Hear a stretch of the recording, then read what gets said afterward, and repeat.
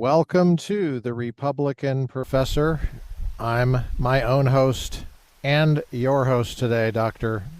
Lucas J. Mather. It's 6 July 2026 years after Jesus, and we're back in the backyard. I got beer today. This is an Imperial Oatmeal Stout. It's I was going to have I have one Dogfish Head left, but this is a Fremont Dark Star. It's not bad.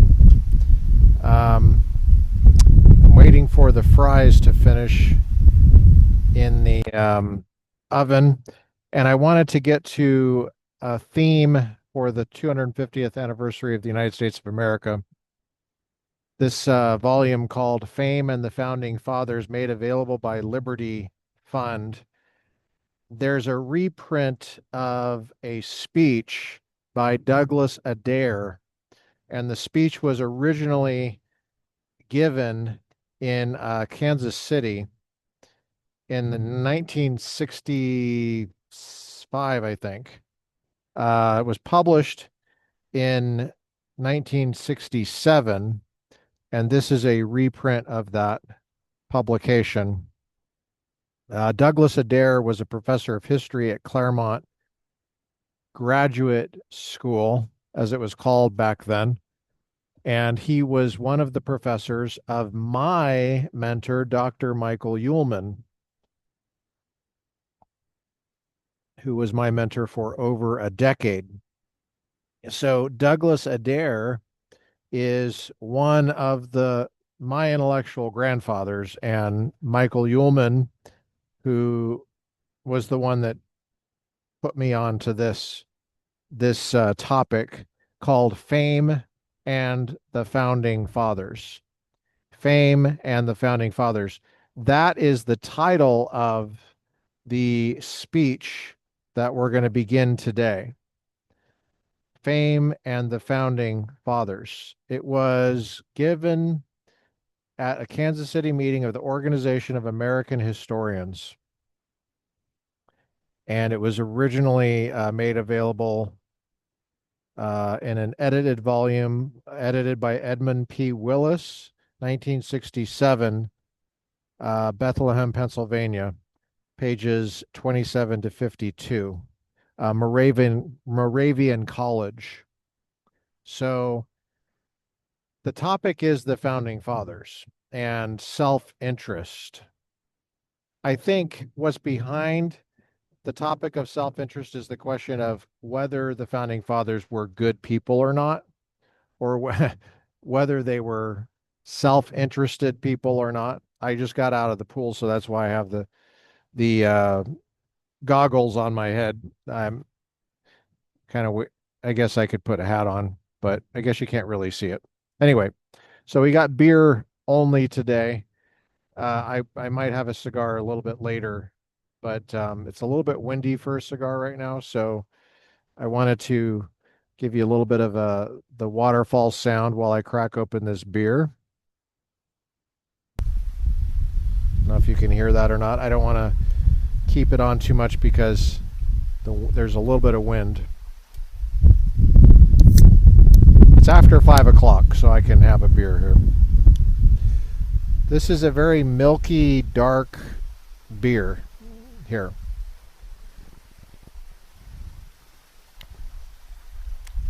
It's like a high octane Guinness. It's like Guinness with some teeth to it. That's how I would suggest looking at this. It's a great pool day. My Sabbath, since I work at the church. Yesterday was a work day for me. Sunday. Today is Monday, 6 July, 2026 years after Jesus.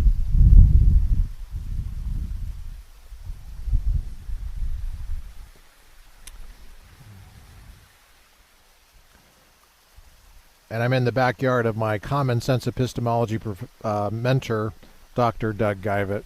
Been house sitting for him for 23 years now, 23 years. Wow. Jeez. 2003.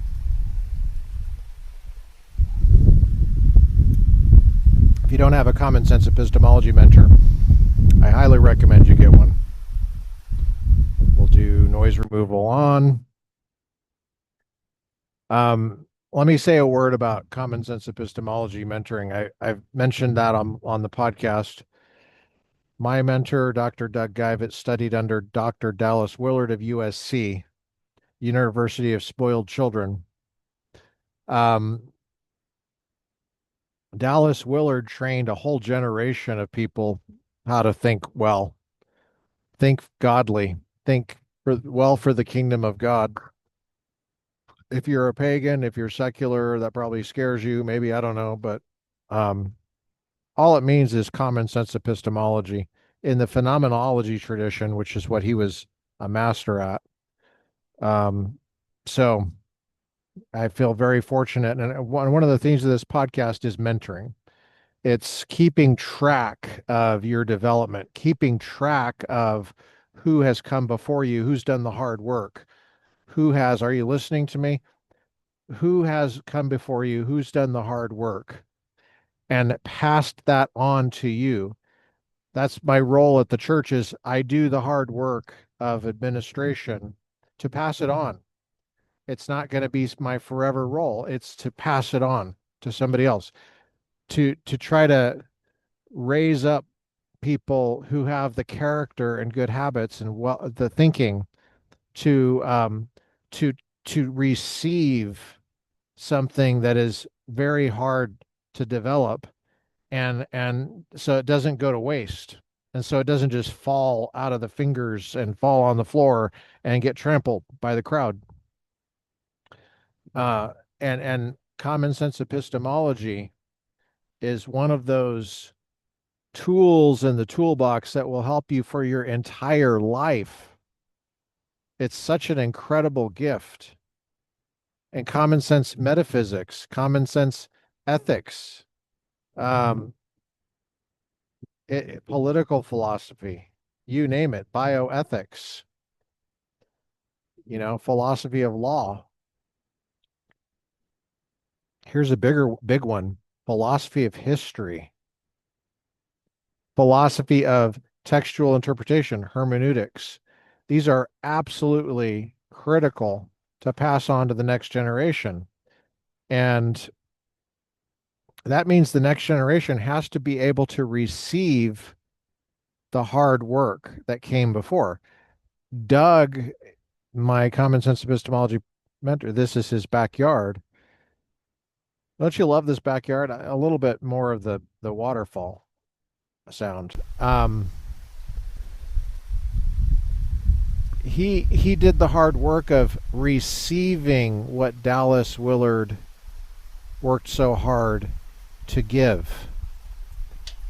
And that's what I worry about with the church is my church is I don't see anybody that can receive the hard work that I've done to straighten out problems. And in fact, there's been opposition and creation of new problems that now have to be fixed. And it takes a certain amount of self-awareness to understand where you're at with being able to receive something valuable that took a long time to develop. And so philosophy is one of those things. Administration is another one. My common sense constitutional law professor, Michael Uhlmann, did extremely hard work to pass on what he had in constitutional law and American politics to me. And I took great care to make sure I was able to receive what he was offering. And not every student was able to receive what he was offering. They weren't able to see that what he had was so incredibly valuable. And going back, my mentor in the constitutional law aspect, Michael Uhlmann, who was Ronald Reagan's attorney, basically in the White House. Herb Ellingwood was Ronald Reagan's attorney in Sacramento. Um,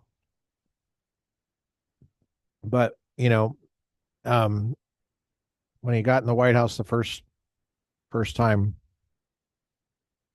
Michael Uhlmann was there with Bill Barr, working for Bill Barr, future Attorney General, two-time Attorney General, was Michael Uhlmann's assistant. And Bill Barr said, February 2020, you can look it up on YouTube, James Wilson Institute. Bill Barr said that that's where I learned the Constitution was sitting on Mike's couch. Um, uh, C. Boyden Gray, the namesake of the Gray Center at George Mason University's Study for the Administrative State, Gray Center for the Study of Administrative State, said of Michael Uhlmann, my mentor, he said, he was the greatest teacher I ever had. And this guy is no spring chicken. Look at him. He looks like he's about to fall over. He looks like he's 180. Clarence Thomas is there. Clarence Thomas said that this guy is the one that got him into this whole damn thing, convincing him to be a federal judge, and on and on and on. That was my mentor in constitutional law. Same guy.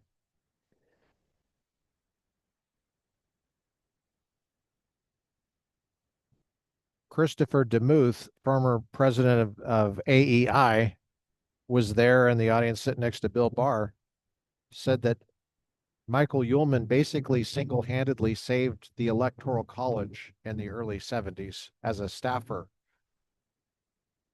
in the Senate, working for James Buckley. No, sorry, he was working for this is before working for James Buckley.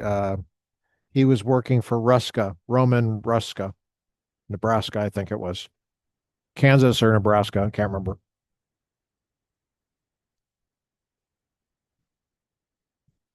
I read the Senate reports, man. I read them, and I could tell Mike Uhlmann wrote that because it sounded like class at Claremont, Claremont colleges. Well, anyway, his mentor, Michael Uhlmann's mentor, one of them was Douglas Adair, who famously gave this speech called Fame and the Founding Fathers. And we're going to start it right now. We'd like to thank Liberty Fund for making this available. We'd like to thank Douglas Adair for writing it and for giving it in 1965.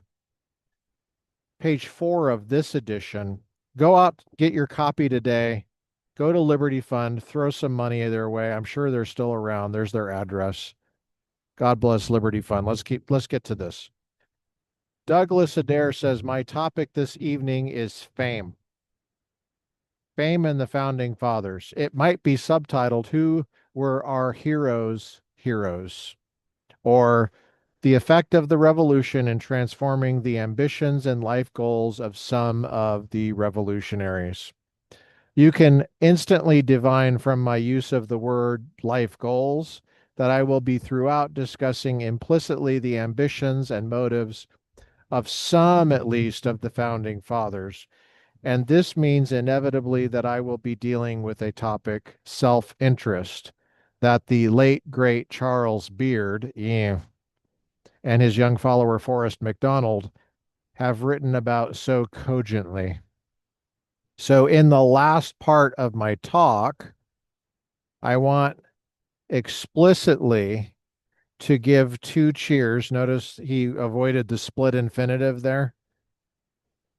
I want implicitly to give two cheers, but only two cheers for MacDonald's study E Pluribus Unum. That was published in 1965, by the way, and to criticize its restrictive definition of the term self-interest. See, we're talking about self-interest. We're going to do a fair use of this, make a transformative reading of this material. Go out and get your copy today, Fame and the Founding Fathers by Douglas Adair.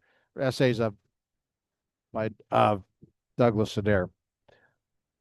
Now, I have no doubt, Adair continues, national sentiment being what it is, that we have a trained in tendency to exaggerate the statures and virtues of the revolutionary generation, the group of men chiefly born between 1730 and 1760, who led Americans down the road to independence in 1776, fought the war through to victory, and created a stable national union with the Constitution of 1787. We're at page 5 at the top.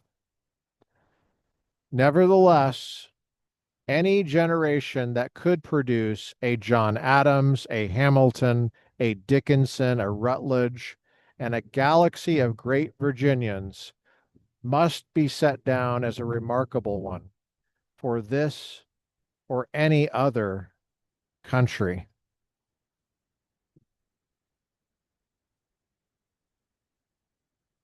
Man, in some ways, the most remarkable aspect of their rise on the American political horizon was the tiny population pool out of which they emerged.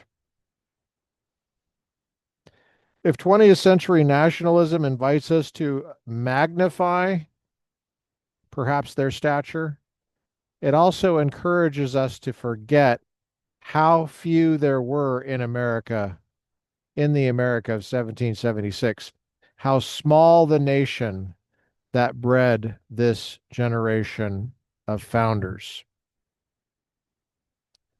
That's really, really insightful. I love how historians think. You guys, I want to encourage you to study history. Keep the discipline of history alive. It's very important. It's a crucial, crucial field of study. I would link it up there with philosophy. Now, philosophy was what I taught on the college campuses for so long: logic, critical thinking, ethics, public policy, and business ethics. I taught social and political philosophy. I taught philosophy of religion. I taught, of course, the introduction classes, philosophy of human nature for a long time at a Jesuit school. Um, I taught some upper level classes, quite a few. I taught an upper level seminar on Plato one time. Um, Taught one on bioethics. My third MA is in bioethics. Um, but well, in the philosophy department, you're in the humanities, right? And history is one of the key humanities, literature as well. Now you got to find good mentors, though. That's the thing. You got to find a really good mentor. And how do you find a good mentor? Well, pray about it, man. I'll pray for you, dude. I'll pray for you to find a good mentor because it's kind of tricky. It's kind of tricky. I don't want to get to it here, but I want it to be on your radar. Um, so Adair says on page 5, he says, how few people produced these geniuses that we call the founding fathers. Now, just because somebody is a genius doesn't mean that they're a good person, right? And that the question of self-interest is really the topic here. Adair continues, according to the census of 1790, even if one counts all the slaves and women and children, the total population of the United States was but 3.6 million souls. The Nigerian Republic, which achieved independence in 1960, had 10 times that population. Cuba and the Arab Republic of Iraq today, and this is in 1965, remember, are both twice as large as our republic in 1790. Los Angeles County, otherwise known as Los Angeles County, in 1966. Oh, you know what? So he's not giving this in 1965. This must be in 1967. Well, it was published in 1967, so it's either 1966 or 1967. Okay. Los Angeles County in 1966 has more people than the whole of the United States that elected Washington president. The total population of the Union when the Constitution was ratified was slightly more than the present population of Alabama. Damn. Slightly less than that of Wisconsin. It was slightly larger than Minnesota today. Has a larger population than the total combined population in the 18th century of all New England, plus New York, plus New Jersey, plus Pennsylvania, plus North Carolina and Georgia. Virginia in 1790, the largest of the states, contained just over 700,000 people, if one counts the slaves as well as free inhabitants. But this state, which produced Washington, Mason, Henry, Jefferson, Madison, Marshall, had a total white population. That's his word. I don't like that word. I don't use it. I would say so-called white. I've never seen a white person. Had a total so-called white population, including women and children, of about 400,000 souls. This is much smaller in number than such modern spawning grounds of political genius as Wilkes-Barre metropolitan area or Phoenix, Arizona. Next page, page 6. At the top, why this unexpected explosion of talent? How can we account for this amazing concentration of political ability in this generation born into a tiny nation on the fringe of the Atlantic? It is so astonishing. It seems so lacking in antecedent causes that Professor MacDonald, contemplating the writing and ratification of the Constitution, uses the word miracle. Miracle. That's the word he uses, miracle, which my dictionary tells me is an, quote, event due to some supernatural agency, unquote. This implies that the birth of the Republic was at least a little like the famous virgin birth reported in the New Testament. Damn. Man, I feel like I need a cigar. I feel like dude, wow. Doug, throwing down.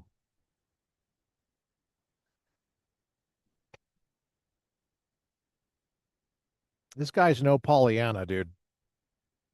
I don't, if you think I'm about to go Pollyanna on you, no, no. You need to wait for it. You need to wait for it, bub. Let's get going. Let's keep going. Page 6. Contemporaries.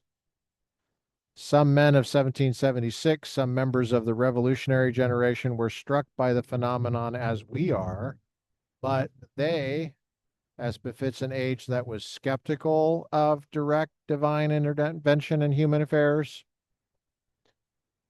And now when he says that, okay, I gotta push back a little bit. When he says an age, I don't like that. I don't like how historians talk about ages. I don't like that. Um, because actually probably most people were not skeptical of that at all. And if you read the Declaration of Independence, it's not skeptical of that. Why do I know that? Well, just look at the references to God. There's 4 references to God in the Declaration. One is to divine providence. You guys, the very idea of providence is that God is involved in human affairs. Another is the word judge. That's another reference to being involved in human affairs. You can't judge humans without being involved. You can't providentially guide humans without being involved. you can't be a legislature, which is another reference in the Declaration, without being involved. You're making rules for people. That's called being involved. And then, of course, creator is the fourth reference. That's kind of involved too. I mean, you're creating people, right? How more involved can you be? You know? So, I think actually Doug is kind of, I don't know what his religious background is, but he strikes me as very secular to me. But okay, let's continue. I didn't ask, I didn't have a chance to ask Michael Uhlmann what his background was, but okay, so Michael Uhlmann was Catholic, FYI. Now, David Ramsey, sorry, let me go back to the previous sentence. Okay, so as befits an age that was skeptical of direct divine intervention in human affairs, spoke in terms of secular cause and effect. David Ramsey, who served in the Continental Army and was a delegate from South Carolina to the Continental Congress, puzzled over the problem in his History of the American Revolution, published in 1789. The Revolution, he says, called forth many virtues and gave occasion for the display of abilities which, but for that event, would have been lost to the world. Continuing the quote of Ramsey, in the years 1775 and 1776, the country being suddenly thrown into a situation that needed the ability of all of its sons, a vast expansion of the human mind speedily followed. It seemed as if the war not only required, but created talents. Continuing the quote, men whose minds were warmed with the love of liberty spoke, wrote, and acted with an energy far surpassing all expectations which could be reasonably founded on their previous acquirements, unquote. But Ramsey noted too that the revolution evoked, along with patriotism, self sacrifice, and splendid performance in defense of liberty, a sordid picture of many Americans trying selfishly to cash in on the crisis. Page 7 at the top. See, I told you he was no Pollyanna. Keep going. Treating the war as an excuse to get rich quick, to scramble for place and profit. And there's a footnote here, and I'm going to read the footnote, footnote 2. He's quoting Forrest MacDonald, E pluribus unum. Forrest MacDonald was kind of an acolyte, I think, of Charles Beard, if you know who that guy was. I didn't like Beard. Beard is one of these guys that's like, yeah, the founders were a bunch of self-righteous, self-interested capitalist pricks. You know, and he got quite a bit of pushback, as you're going to see. But so behind the facade of slogans about rights, this is from Forrest MacDonald, of man, different colonies had supported the revolution in in pursuit of different goals, all local and few high-minded. Intrigue and factional strife in Congress were common, and men of all factions embezzled public funds, profiteered in procuring army supplies, and speculated on the basis of secret information. Okay, so see, human nature on full display. We're not covering that up. We believe in the sin nature. We believe that that's true and real. Okay. All right. Now, I don't think it then, this is Adair continuing, that we can merely rest on Toynbee's formula of challenge and response as an adequate explanation. The challenge of our revolution, to quote Alexander Hamilton, exhibited human nature in its blackest colors as well as its brightest. Okay, good. Very good. So we must seek some additional element more specific than challenge and response, some shared stimulus that operated in common on the leading statesmen of the revolution, whether they came from New England or the South, some factor which sets them apart from the cheap jack politicians, summer soldiers, and sunshine patriots of their own day, and also from the run-of-the-mill politicians of ours. Now let me just say something here.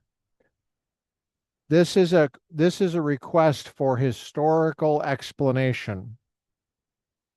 Historical explanation of what in fact calls out for explanation. And what calls out for explanation? Where the heck did all these talents come from?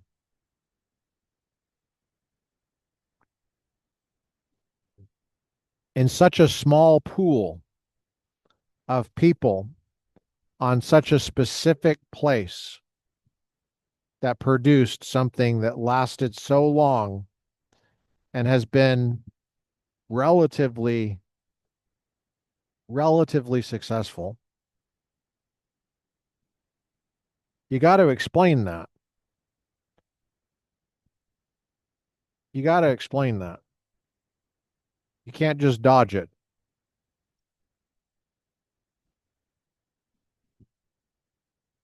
So he's calling out for him, and he's got an idea. He's got an idea. Okay. So let's keep going and let's find out what that idea is, because I think it's very interesting and I think it's probably correct. Okay. And my mentor, Michael Uhlmann, thought it was probably correct too. So we must seek some additional element, more specific. Okay. Now, here, I think an observation by de Tocqueville about American ambitions is helpful in our inquiry.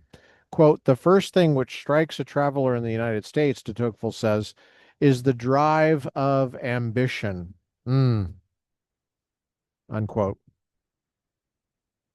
The democratic urge to better oneself that feverishly stimulates an innumerable multitude of the Americans.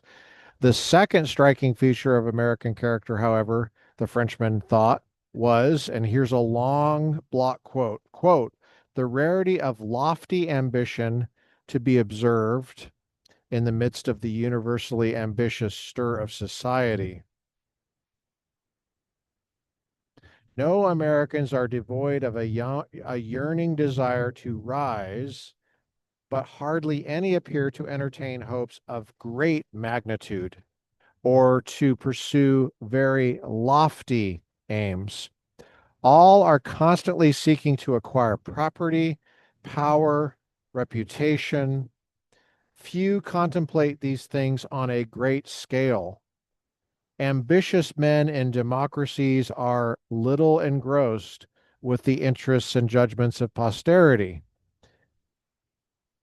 Man, I'm going to read that again. This is de Tocqueville describing in early 1800s, coming close to the early mid 1800s, what he saw in America.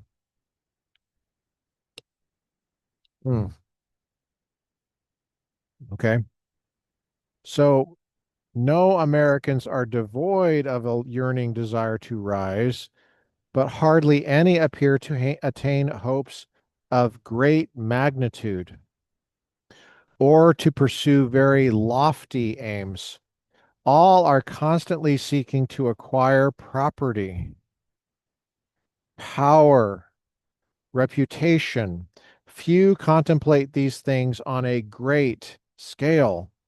Ambitious men in democracies are little engrossed with the interests and judgments of posterity.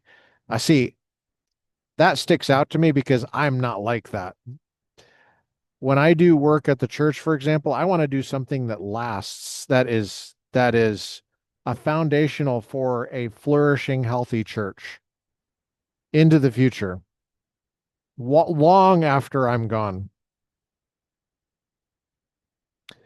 The same with me when I'm teaching my students. I want to inculcate stuff for them that will help them their entire life and their children and their grandchildren. That's what I want. That's what motivates me. So, in other words, I want to do it right. I don't want to just do it. I want to do it right. It's got to be done right. It's got to be done carefully. And you got to be able to explain it in a way that if the person has the virtues to receive it, they can understand and they can inculcate it and it can develop it within them. Um, so that's how I've taught my classes. Now, a lot of students cannot receive it, and that has more to do with the social dynamics, wanting to fit in, groupthink, bad character, bad habits, lack of self-awareness. It could be any number of things, poor training in their childhood, trauma, whatever it is. But I can't worry about that. I can only do what I do. I can only do what I can do. I can't take responsibility for everything. So de Tocqueville is saying that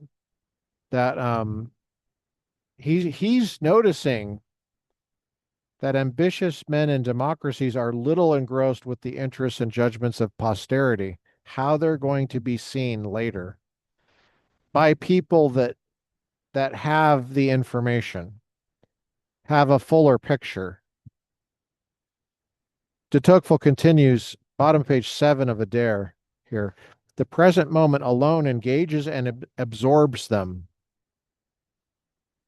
They are more apt to they are more apt to complete a number of undertakings with rapidity than to raise lasting monuments of their achievements. And they care much more for success. Wait for it. Wait for it. They care much more for success than for fame. Than for fame. That's the end of the quote from de Tocqueville. We're on the top of page 8 of this version, Fame and the Founding Fathers, in Fame and the Founding Fathers, the first reading here. Now, the most significant feature of de Tocqueville's observation, Adair continues, lies not only in the fact that it applies to most 20th century Americans, but also that it applies to the great generation of founders themselves before the Revolution. Listen to John Adams on the low aims of New Englanders, the trivial ambitions of his contemporaries before 1776. Quote, when I was young, he told Jefferson in 1813, the summum bonum in Massachusetts was to be worth 10,000 pounds. You thought that keeping up with the Joneses was a new thing? No. No. There is nothing new under the sun, my friend. Nothing new, as the writer of Ecclesiastes said. That's in the Bible. So when I was young, he told Jefferson in 1813, the summum bonum in Massachusetts was to be worth 10,000 pounds sterling. Ride in a chariot, be a colonel of a regiment and militia, hold a seat in His Majesty's council. No man's imagination aspired to anything higher beneath the skies, unquote. The young George Washington, as portrayed by Freeman and Cullenberg, a rather unattractive youth in many ways, exemplifies with slight Southern differences variations on this provincial theme. Instead of a sterling balance, Washington lusted after land. Driven ceaselessly by ambition, he was also obsessed with his honor and reputation. But he set his sights low, thought in terms of success, not fame. His summum bonum was to obtain a colonel's commission in the British regular army.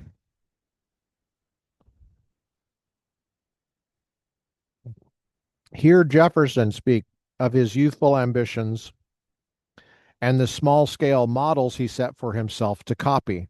I had the good fortune to become acquainted.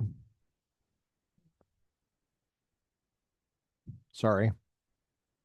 I had the good fortune to become acquainted with very early with some characters of very high standing and to feel the incessant wish that I could even become what they were.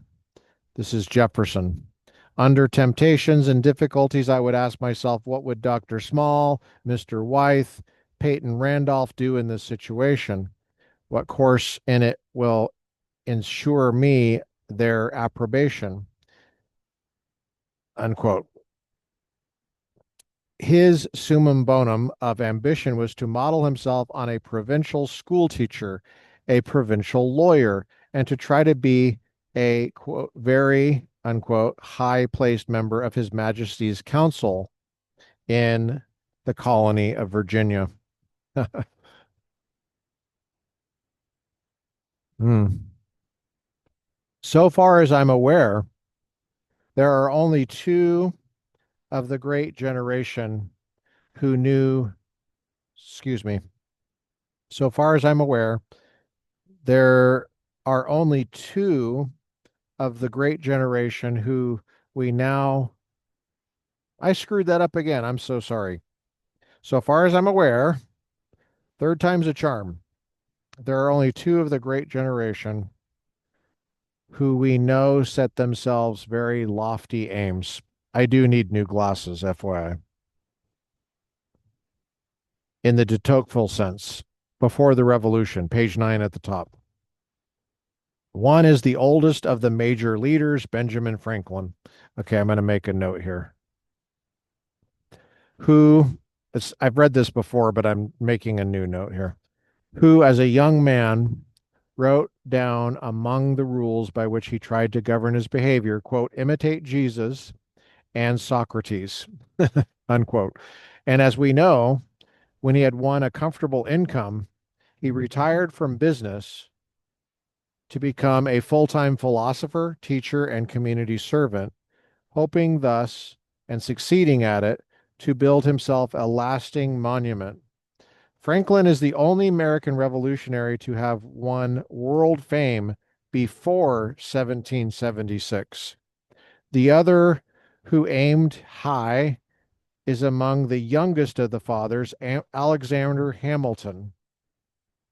By the time he was 14, he had taken General Wolfe as his model and his idol, and trapped, as he felt it, in the groveling status of a merchant's clerk, Hamilton was fantasizing as early as 1769 about winning immortal glory, even at the cost of his life, as Wolfe had done on the plains of Abraham.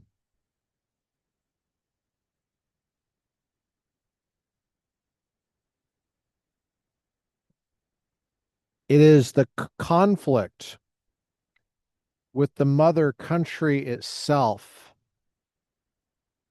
that, as Ramsay notes, creates the characters of the leaders we celebrate.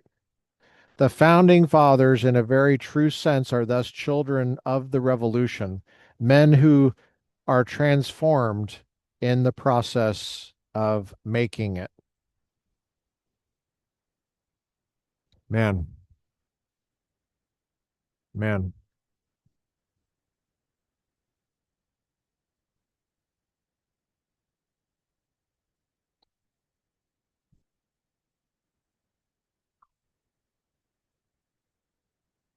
It's getting warm here. I'm in the sun now.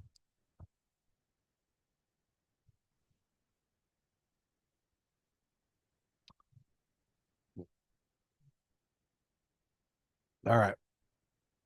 Put this over. I don't want to get sunburned.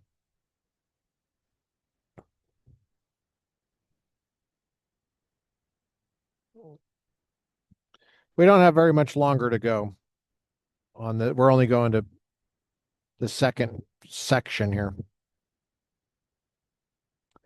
Before 1776, Ramsay recalled American legislators made laws about yoking hogs, branding cattle, or making rice. After 1776, these men were called upon to determine on the issues of peace and war, treaties and negotiations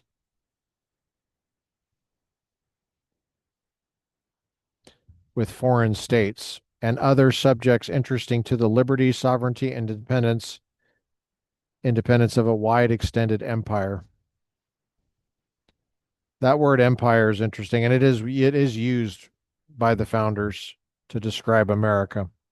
It's used in the early Federalist Papers.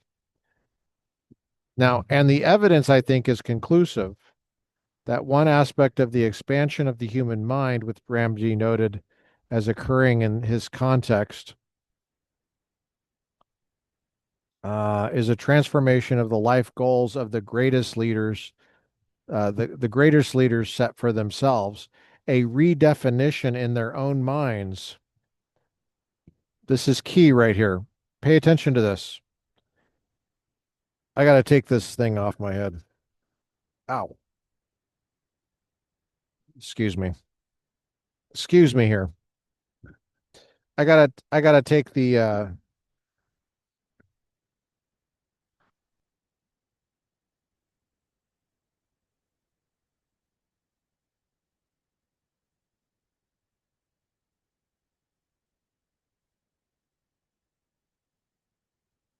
right, sorry. I had to take the I put a hat on. I'm gonna get back in the pool after this. Ugh, it's a really, really wonderful pool day. This is a great day for a cigar too, but it's a little bit windy for the podcast. I love being out here. Thank you, Lord, for this wonderful day, this beautiful July 6th. 250 years, Lord, may we pay this forward to help the flourishing of mankind. Lord, have mercy on us all. Have mercy on us, Lord. Guide us. Um, so it's this conflict with the mother country itself that produces a change in these famous founders. They were ambitious in the ordinary sense, is what he's saying. He's saying they were ambitious in an ordinary sense. You know, they wanted to have a relatively high rank. They wanted honor. They wanted property. They wanted prestige, right? But um, the revolution, the conflict with the mother country, called forth a reassessment of their goals and how they thought of themselves, right? How they thought of themselves and the purpose of their own lives. And he says, and the evidence, I think, is conclusive that one aspect of the expansion of the human mind, which Ramsay noted as occurring in this context, is a transformation of the life goals the greatest leaders set for themselves, a redefinition in their own minds of their ambitions and the choice of new heroes to model themselves on. As the war for independence enlarges the provincial stage upon which they act their roles to that of a world theater, the greatest of the great generation develop an almost obsessive desire for fame. Okay, there's that word fame again. For fame. But be careful. It doesn't mean what you think it means. It's not Hollywood fame that we're talking about. That's not what we're talking about. So it's a little bit misleading if you're just going by GQ or who's on the cover of a Cigar Aficionado or whatever. That's not that. It's not that. It's not Instagram fame. It's not like that. They become fantastically concerned with posterity's judgment of their behavior. Page 30. Sorry, page 10. Man, I need new glasses. And since they are concerned with the image that will remain in the world's eye, quote, that love of fame, which is the ruling passion of the noblest minds, quote, unquote, to quote Hamilton, becomes a spur and a goad that urges some of them to act with a nobleness and greatness that their earlier careers had hardly hinted at. Of course, they were patriots. Of course, they were proud to serve their country in her need. But Washington, Adams, Jefferson, and Madison were not entirely disinterested. The pursuit of fame, they had been taught, was a way of transforming egotism and self-aggrandizing impulses into public service. They had been taught that public service, nobly and selfishly performed. So that see, this is a delicate issue here that he's trying to get at. Let me give you a little bit of the waterfall sound while I get to this.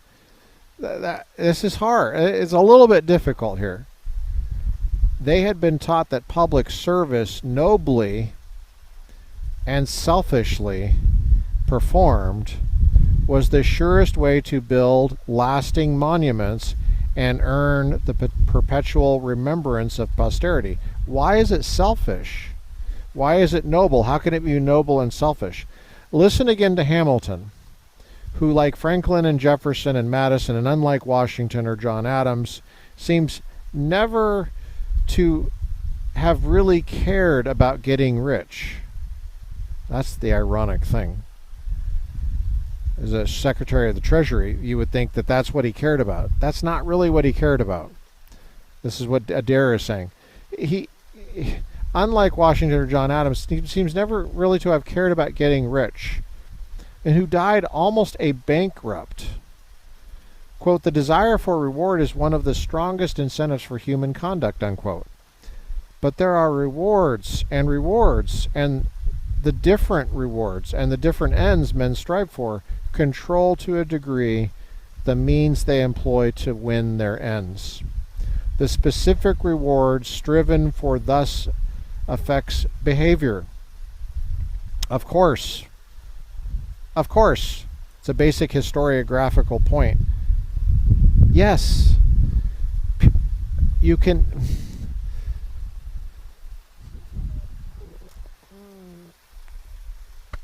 History is in part explained by ideas, by psychological motivations, by beliefs that people have, by philosophy, of course, and religion, of course.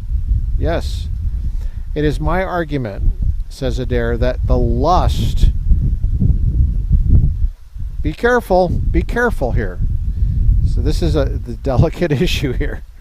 The lust for the psychic reward of fame, honor, glory, after 1776 becomes a key ingredient in the behavior of Washington and his greatest contemporaries.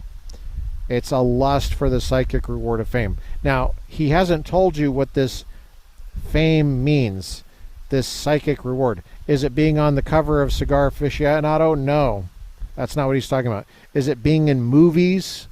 Is it being a movie star? No, it's not. It's not that kind of fame, and it's going to take some unpacking here. We did TRP episode 1. It's now 6:23 on Monday, 6 July, 2026 years after Jesus. We're in the backyard of my Common Sense Epistemology mentor, Dr. Doug Guyvett. Check out his episode with his co-author, Holly Pivick. Check out their books, Reckless Christianity, Counterfeit Kingdom, God's Super Apostles, The New Apostolic Reformation. They did a great job, and he's done wonderful work in other areas as well. Evil and the Evidence for God. Thanks for joining me on the Republican Professor podcast. I've been your host, Dr. Lucas J. Mather. It's 6 July 2026 years after Jesus. It's a Monday. And we did the first installment of this essay called Fame and the Founding Fathers in the volume by the same title, essays by Douglas Adair, historian who taught at Claremont Graduate School, which is where my mentor, my constitutional law mentor, Dr. Michael Uhlmann, went for his Ph.D. Michael Uhlmann also had a law degree, an LLB from the University of Virginia. And hey, you guys, we got to pay attention to what people are saying. You're wondering what this bookmark is. It's just a Black Bear Diner menu from 2016, which is when I started reading this book 10 years ago. I read it for my PhD comprehensive exams. I had to take 2 6 hours each, one in public law, one in American politics. No bibliography, 6 hours. Dude, no notes. And no bibliography.